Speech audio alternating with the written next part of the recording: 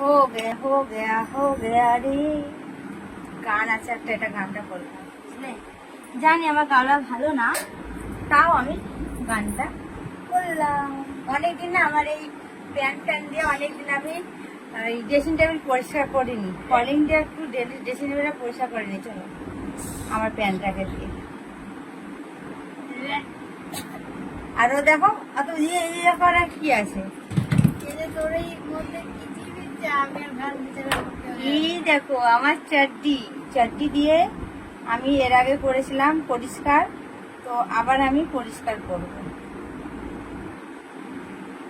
Dressing টেবিলটা। ঠিক আছে,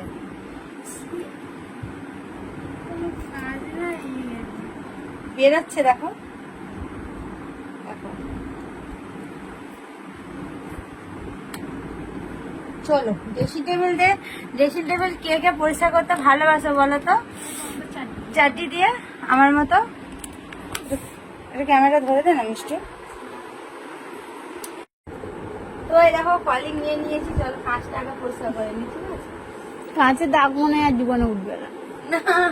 ও জিনিস দিয়েছে দেখো, চাট্টিতে পরিষ্কার করলে বলে কাঁচটা ঝাপসা গেলো। ক্যামেরা ঠিক করে ধোয়া নিস, দেখো কি অবস্থা হয়ে যাবে। বলছিলাম ওইসব জিনিস দিস না, ওর মধ্যে বিস্ফোরণ হয়ে যাবে। আর ও ওরকম করছে, তুই শোনা। এই একটা চুপ করবে, হাওয়াটা ঠিক হয়ে যাচ্ছে।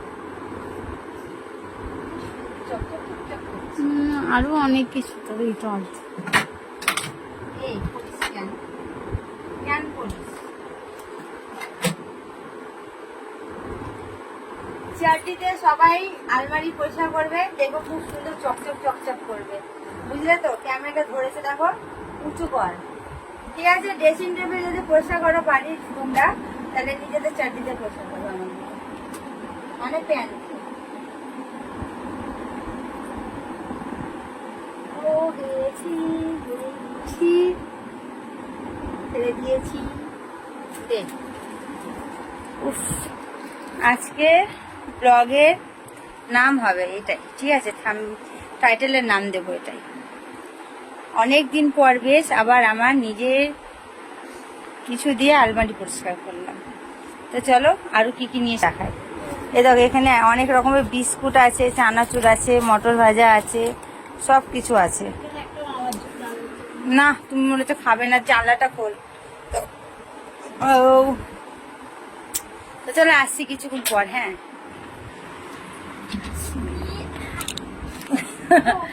যারা একটু পুরামো হয় না তাদের ওরকমই হয়, বুঝলে তো সোনারা। তো চলো আমি চুড়িদারগুলো না ঘামে পুরো ভিজে গেছে, একটু মেলে টেলে দিই ঘরে। আমি কি রোগা হবো? আমি যাচ্ছি, আর আমার দাদা দুদিন ধরে শুধু আলুর চপ খাওয়াচ্ছে। আলুর চপ খাই আমাকে আবার বলছে তুমি কত মোটা হয়ে গেছে, তোমার হাতগুলো দেখো গদা হয়ে গেছে। আবার নিজেই আবার আমাকে ওই খাওয়াচ্ছে, চপ খাওয়াচ্ছে, সব ভিজে গেছে দেখো।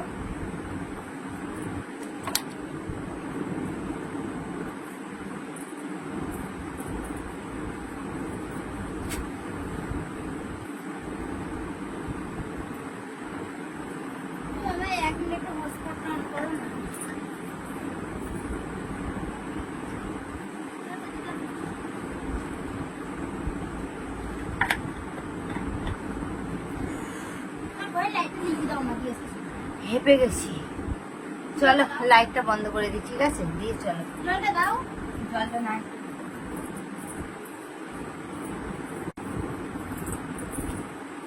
একবার জলকে পুষালো না, আজ ওখানে খেলাম।